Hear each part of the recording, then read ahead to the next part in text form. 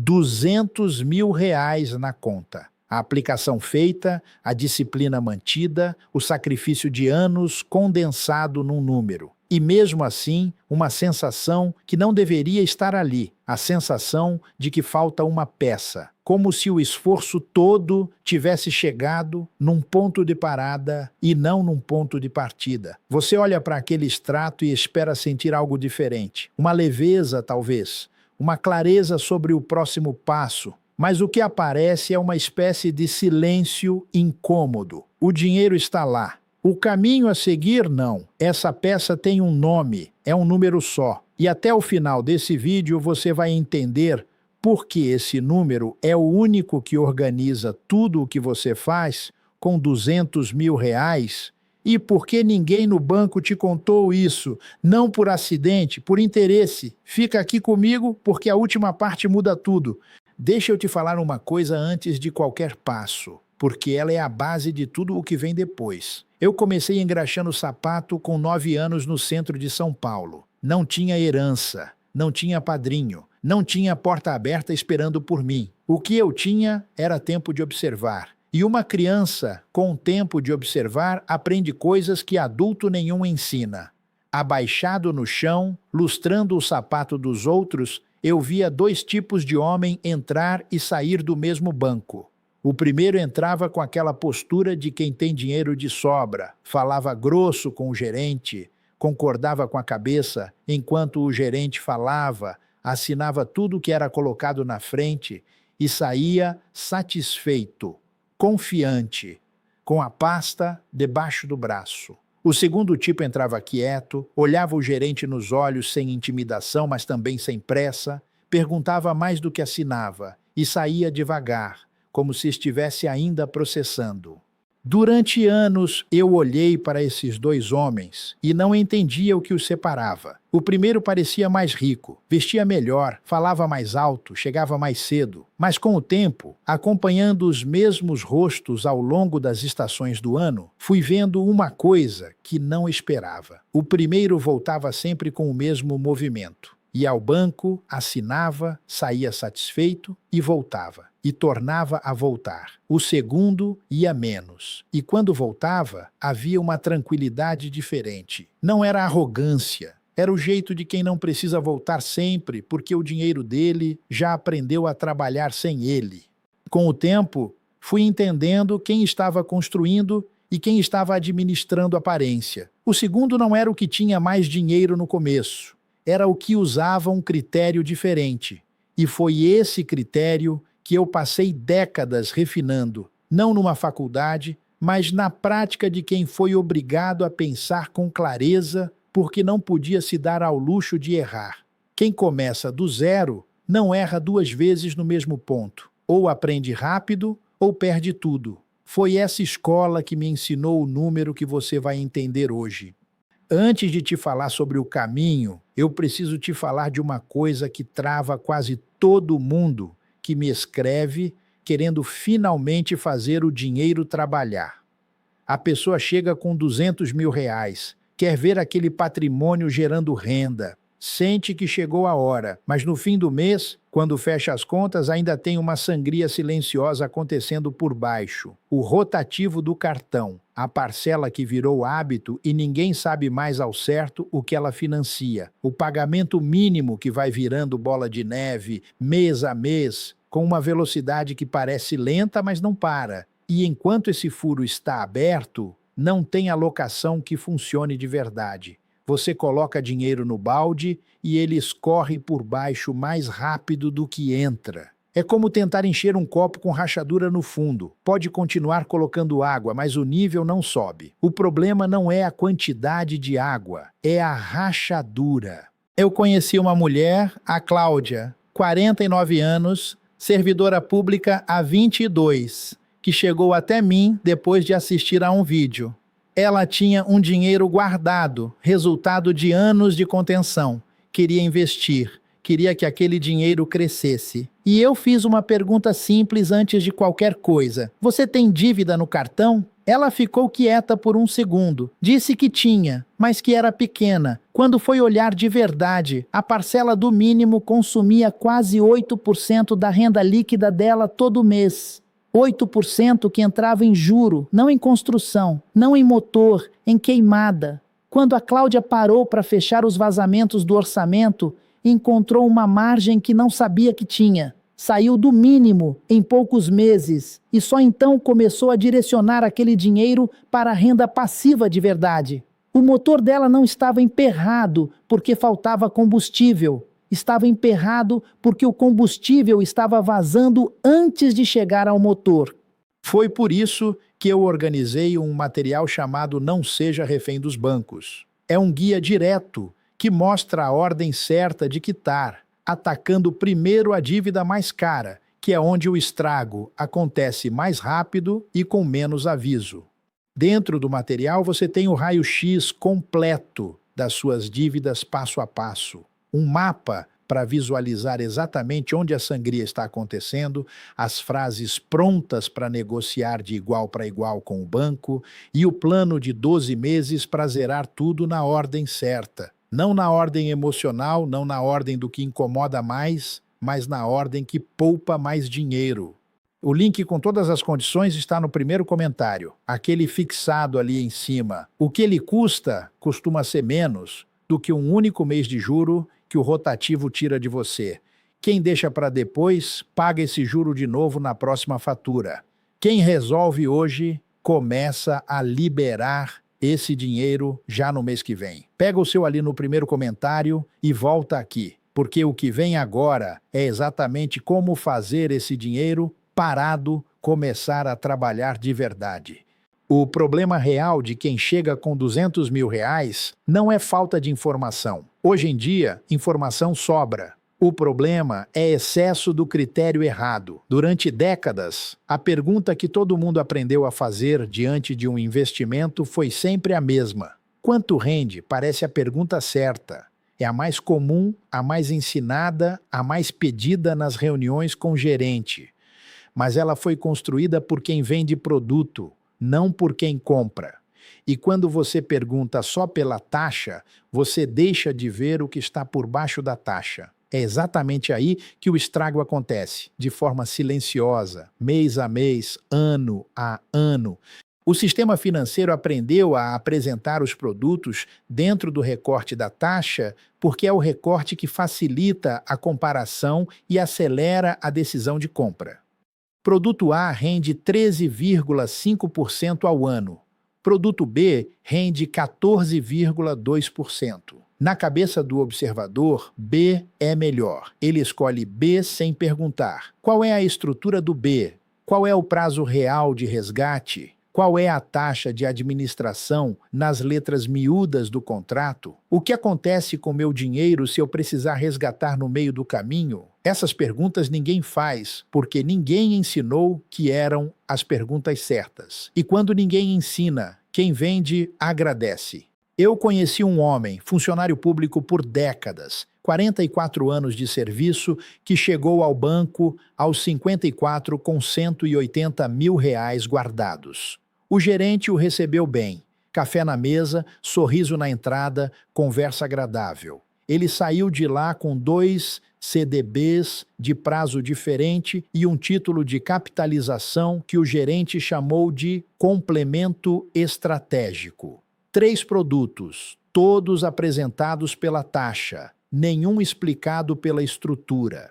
Anos depois, quando foi calcular, o dinheiro havia crescido menos do que a inflação do período. O número na tela era maior do que antes, mas em poder real, em capacidade de compra, em autonomia de vida, o patrimônio tinha encolhido, como uma bexiga que ainda parece cheia, mas já perdeu metade do ar. Não foi má fé declarada, foi o resultado silencioso de um sistema construído para vender produto, não para educar quem compra. A diferença entre ter e não ter critério, com R$200 mil, pode chegar a dezenas de milhares de reais ao longo de 10 anos. Não por causa de rentabilidade extraordinária, mas por causa da estrutura que você escolhe ou deixa de escolher. E agora que você entende o problema, vamos ao caminho, porque existe uma saída e ela começa com uma divisão que parece simples, mas que a maioria nunca faz.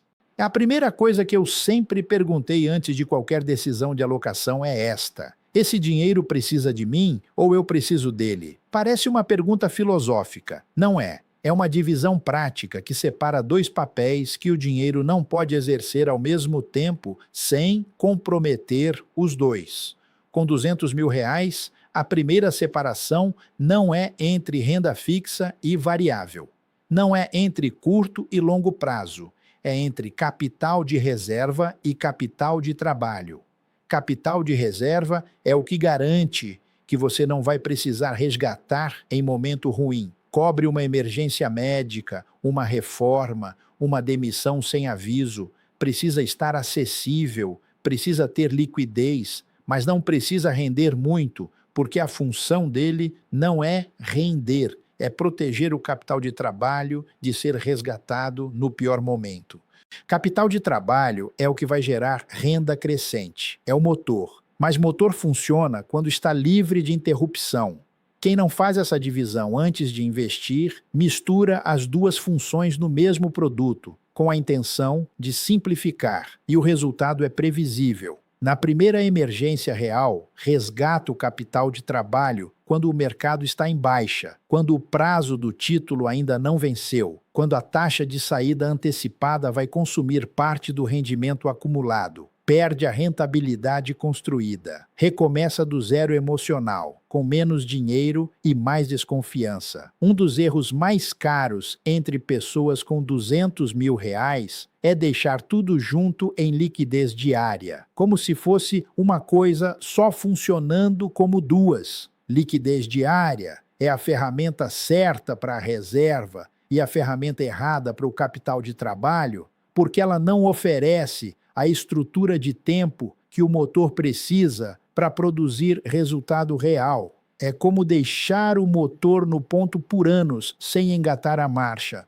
Quem separa antes de investir já elimina o erro mais caro dessa fase. A separação não precisa ser sofisticada. Uma parte calculada a partir dos seus custos mensais reais vai para a reserva em liquidez. O restante vai para o trabalho. Não é fórmula universal. É clareza de propósito por trás de cada real. E é essa clareza que muda a trajetória. Mas separar o dinheiro resolve o primeiro problema. Ainda falta o segundo. E o segundo é onde o dinheiro de verdade fica travado por anos, sem que ninguém perceba. A pergunta que eu fazia sobre qualquer ativo não era quanto rende, era: ele vai me pagar enquanto eu durmo ou só se eu acertar a hora de sair? Essa é a diferença entre dois critérios completamente diferentes, com trajetórias completamente diferentes. O primeiro critério é o do fluxo. O ativo paga você de forma contínua, independente de quando você decide sair, independente do que o mercado está fazendo quando você olha para o extrato.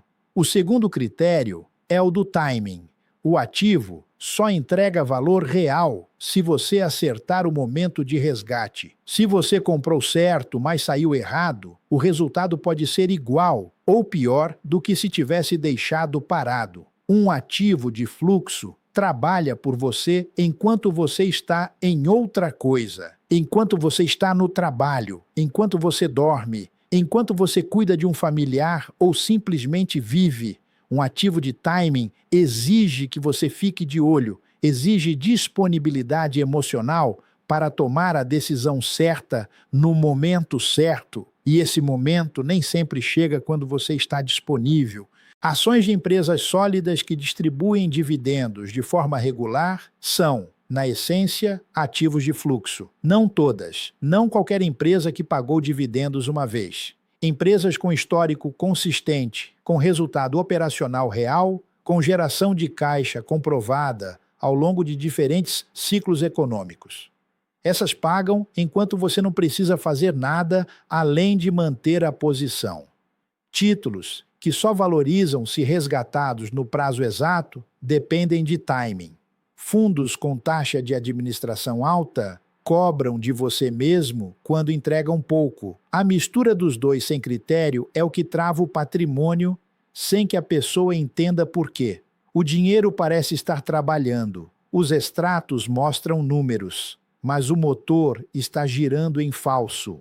E aqui está um dado que poucas pessoas levam a sério, porque parece simples demais. A diferença entre reinvestir dividendos e não reinvestir ao longo de 10 anos em uma posição bem escolhida pode mais do que dobrar o resultado final. Não por alavancagem, não por risco adicional, mas por capitalização. O dinheiro que volta para a carteira gera mais dinheiro que volta para a carteira. Uma bola de neve que começa quase invisível nos primeiros anos e nos últimos cresce mais rápido do que qualquer coisa que o gerente apresentou na primeira reunião. Isso não é promessa de resultado garantido. Resultado passado não garante resultado futuro. O que eu estou dizendo é diferente. Estou falando de matemática. E matemática não mente quando você usa o critério certo e mantém a consistência ao longo do tempo suficiente para ele agir.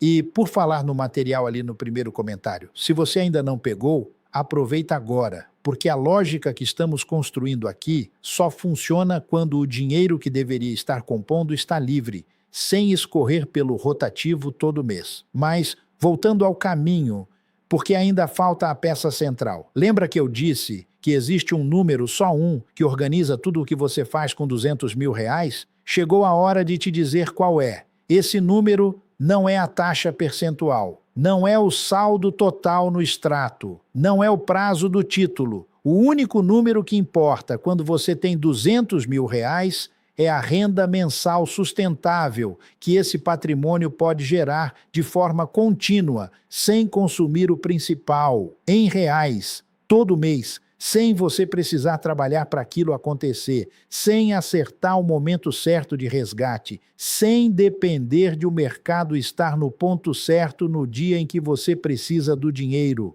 Pensa comigo com 2 investidores reais. O primeiro tem 200 mil reais e olha para a taxa. Compara produto A com produto B. Encontra um que rende 14,8% ao ano e se sente bem com a escolha. Acumula no papel. O segundo tem 200 mil reais e faz uma pergunta diferente. Quanto esse patrimônio vai me pagar todo mês de forma recorrente, enquanto eu não faço nada além de manter a posição? Não quanto rende no extrato, quanto paga na conta. O primeiro está colecionando número, o segundo está construindo fluxo. Daqui a 10 anos, com o mercado tendo passado por pelo menos 2 ciclos de alta e baixa, o segundo muito provavelmente tem um motor funcionando independente dele. O primeiro provavelmente tem um número maior no extrato, mas ainda depende de acertar a saída no momento certo. E acertar o momento certo ao longo de 10 anos, com vida acontecendo, com saúde flutuando, com família demandando, é muito mais difícil do que parece na conversa do banco. A renda mensal sustentável organiza tudo, porque responde às perguntas certas de uma vez só. Quanto vai para a reserva? O suficiente para cobrir seus custos por um período definido sem tocar no capital de trabalho. Quanto vai para capital de trabalho? O suficiente para gerar a renda mensal que você definiu como meta. Que tipo de ativo escolher? O que paga fluxo de forma contínua, com histórico comprovado? Por quanto tempo deixar compondo? O tempo suficiente para o fluxo crescer até o patamar que você escolheu como destino. Vou te dar um exemplo com números concretos. Uma posição em ações com histórico consistente de dividendos, iniciada com 100 mil reais, a uma taxa de retorno de 7% ao ano sobre dividendos, gera em torno de R$ 580 reais por mês. Não é independência financeira completa, mas é um motor. Reinvestindo metade desses dividendos ao longo de 8 anos, sem novo aporte, sem colocar mais dinheiro, essa mesma posição pode chegar a gerar cerca de R$ 900 reais por mês. Só pelo efeito do critério do fluxo, com a capitalização trabalhando por baixo, ano a ano, transformando o extrato da década inteira.